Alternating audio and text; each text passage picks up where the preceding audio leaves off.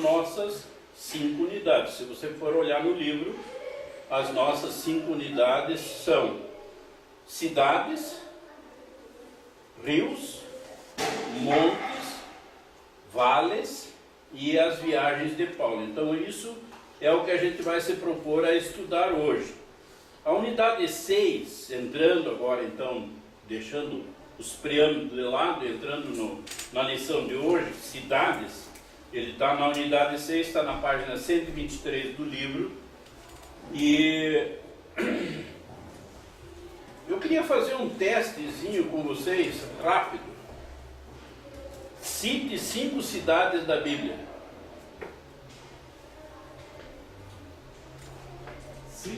5. Jerusalém, Uma. Jericó. Éfeso. Corinto. Aí vai as de Paulo. Filipe. Roma. Gaza já existia naquela Gaza. época. Né? Então, 5 rios. Eufrates, Tigre. Jordão. também. 5 montes. Faltou um. 5 montes. Monte das Oliveiras. Deixa eu ver, eu tô pensando agora Sinal das Oliveiras, que na verdade não é um monte, é uma planície, mas É, é um monte, né? é, das Oliveiras, né? é uma encosta, Isso que eu tava Não é que é interessante, que é o Morro das Oliveiras, que nós pensa, chamaríamos e daí a de gente explica coxilha, que né? não é, diz que é uma planície, mas É. os caras dizem que é um ficou o Mas nome, mas não é o... Mas o É. texto ali diz que Jesus se retirou para o Monte das Oliveiras. né? Mas na verdade... Eu acho que é mais monte de árvore, não monte de tudo disso. Na verdade, não monte de... o relevo de Israel se presta a isso. Tem montanhas muito altas, com mais de 2.800 metros, e aí o Monte Hermon, por exemplo, ele é alto, ele tem neves perenes, e na época do verão derrete aquelas neves, então fertiliza todo aquele vale do Monte Hermon, né? E tem lugares que são muito baixos, como o Mar Morto, que é 400 metros abaixo do nível do mar. É uma coisa incrível. A geografia da Palestina, a geografia do povo de Deus, essa diferença de 2.800 com neve e 400 abaixo. Então nós temos... Tem que ser interessante conhecer isso aí, né? Muito interessante, muito interessante. Isso é uma coisa que ainda não vou conhecer. Oba, tudo bem? Seja bem-vindo. O nosso autor no livro, ele cita 16 cidades. Por que a gente tem que ter uma noção das cidades bíblicas? Me dá uma razão para nós termos uma noção sobre as cidades bíblicas. Então, pela localização. Porque pelas cidades, turma, vocês vão ilustrar os sermões que vocês vão fazer. Vocês vão falar para as pessoas sobre Cristo e vão relacionar as cidades e as suas características, como é que eram os seus muros. Lembram de Jericó? Os muros de Jericó. A cidade parecia muito fortalecida com os muros de Jericó e foi vencida no grito. Na verdade, não foi o grito, foi a reverberação. A explicação geológica e arquitetônica do muro é que quando eles gritaram, o muro vibrou. Quando eles bateram o cântaro no chão, ele criou uma onda de choque, como se fosse um terremoto. E esse terremoto bateu embaixo na rocha e subiu exatamente no pé do muro. E aí o muro caiu. E os anjos de Deus estavam lá. Soprando e dando um empurrãozinho, né? Então, uma outra coisa que a gente estuda nas cidades são seus templos. E vamos dizer, só no templo de Jerusalém. Na Bíblia nós temos o primeiro templo, que era o tabernáculo. Daí veio o primeiro templo, o templo de Salomão. Daí veio o segundo templo, o templo da restauração. E agora, por último, depois, quando Jesus voltar, ou antes de Jesus voltar, nós vamos ter um quarto templo lá em Jerusalém. Então vale a pena a gente estudar a estrutura arquitetônica do templo. A gente pensa hoje modernamente em paredes que nem essas, que não tem nada por dentro. O muro, o templo de Salomão, as paredes eram ocas e as pessoas, os levitas, moravam dentro. Dentro dos muros do templo estavam os depósitos de dinheiro, das ofertas do povo. Estavam os depósitos das oferendas, farinha, azeite, coisas de carne seca que os sacerdotes deixavam para os levitas. Então as paredes do templo eram com salas dessa largura, só as paredes do templo. E uma coisa que a gente não falou nos muros é que os muros tinham uma característica especial, eles tinham portões. E dentro desses portões da cidade de Jerusalém, nós temos um portão que é muito interessante a gente comentar, que é a Porta Dourada. Essa Porta Dourada tem uma profecia que diz que ela seria fechada e só seria aberta quando Jesus Cristo volta. E essa porta foi fechada em 1532 por um sheik Suleiman, e ele disse: eu vou fechar, não vou deixar Jesus voltar, porque eu sou maometano, eu sou islâmico, eu não quero que Jesus volte. Ele fechou a porta e, para encruar a situação, ele colocou na frente da porta, ele colocou um cemitério. Porque se Jesus era para voltar e era para estabelecer o sacrifício e fazer um culto novamente, ele tinha que estar puro, não podia estar impuro. E o judeu, quando passasse por um cemitério ou tocasse um morto, ele se tornaria impuro. Então Jesus, para entrar naquela cidade de Jerusalém na sua volta, ele tem que entrar pela Porta Dourada, conforme a profecia de Ezequias. E para entrar ele vai ter que passar pelo cemitério, né? Só que existem outras profecias que Jesus não vai entrar caminhando, vai entrar em espírito voando, ele vem das nuvens, ele vai fazer esse movimento. Então é uma coisa interessante de estudar. É só pôr no Google assim, tipo, a Porta Dourada de Jerusalém, história da Porta Dourada em Jerusalém. Daí aparece, eu vi lá nos Estados Unidos. Por que a gente estuda cidades, Arthur? A gente estuda cidades em Israel por causa dos costumes.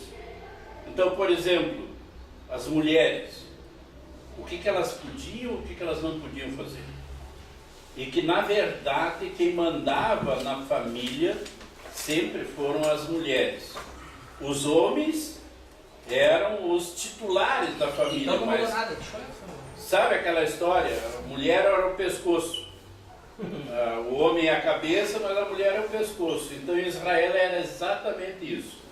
A sociedade israelita tinha por título ser masculino, mas quem mandava na família sempre eram as esposas. Vou provar para vocês. Abraão está com Sara, e aí Sara não tem filho. Quem diz que é para Abraão pegar um outro filho?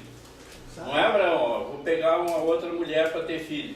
É Sara que diz: olha, vai lá e pega uma concubina e me gera um filho. Então, quem comandava a família judaica na Bíblia era a mulher.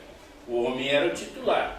A mulher não podia participar, a mulher não tinha voz, a mulher dentro do santuário tinha que ficar em silêncio, mas quem mandava na família era a mulher. É uma coisa interessante da gente estudar. Não mudou muito, né? Os açoites. Paulo foi açoitado várias vezes, 40 vezes menos um. Por quê? Porque era a lei romana, não podia chegar no 40, porque senão estava infringindo os direitos humanos. Então, aprender sobre a história das cidades, os costumes,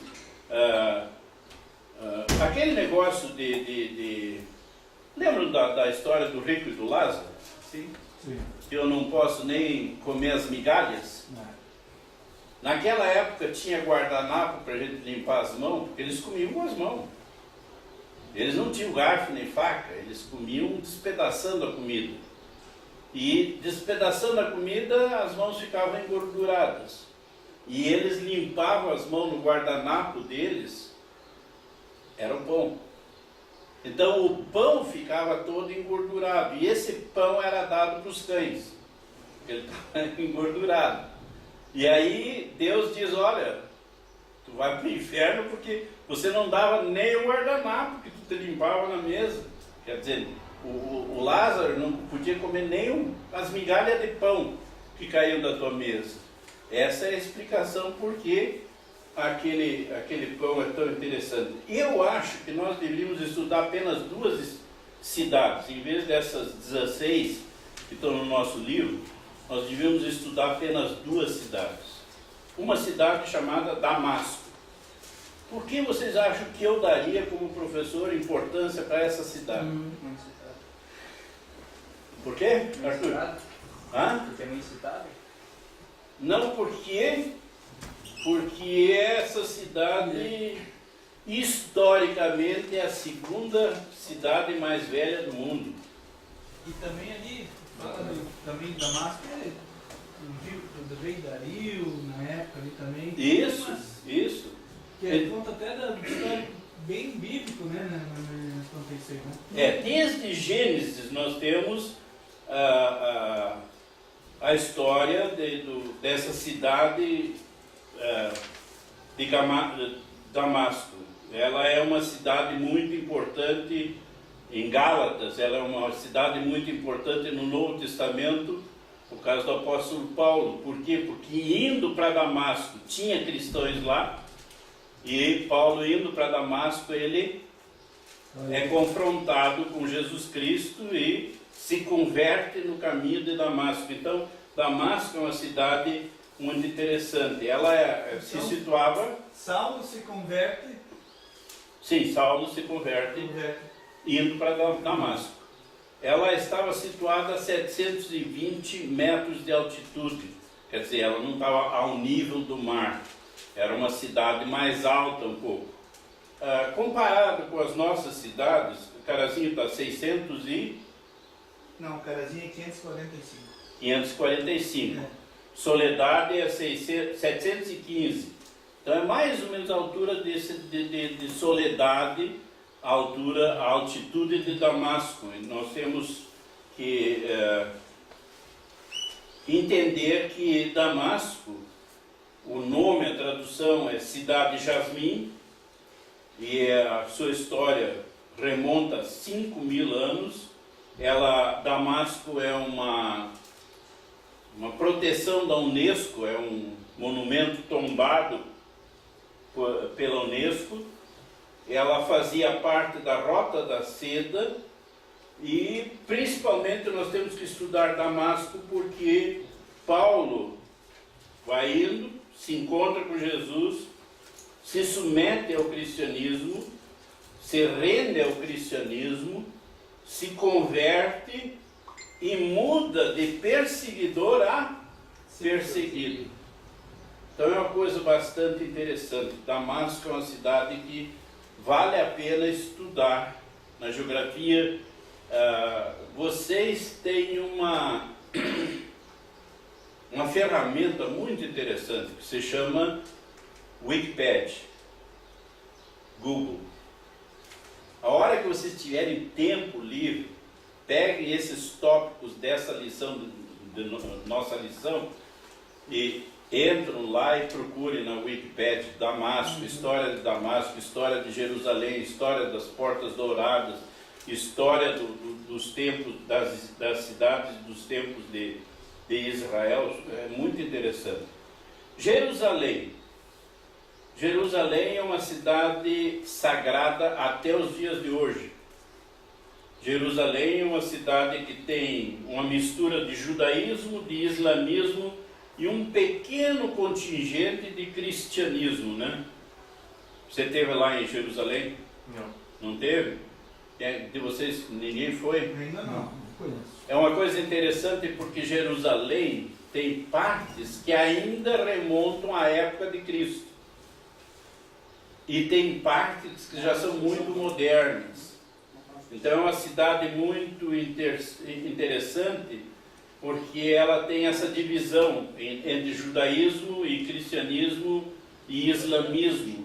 E que agora virou capital também, né? E virou capital, chegamos lá. É. Agora me diga uma coisa, por que Jerusalém é a principal cidade do mundo? Porque ela é tanto dos cristãos, nós e dos islâmicos. Islâmico. É. Mais do que isso, Jerusalém é o umbigo e o termômetro do mundo. Em Jerusalém passa o fim do mundo. No vale do Megido, na frente de Jerusalém, vai ser a batalha do Armagedon. Então Jerusalém é importante porque Jesus Cristo voltando vai entrar pela porta dourada e vai entrar. Então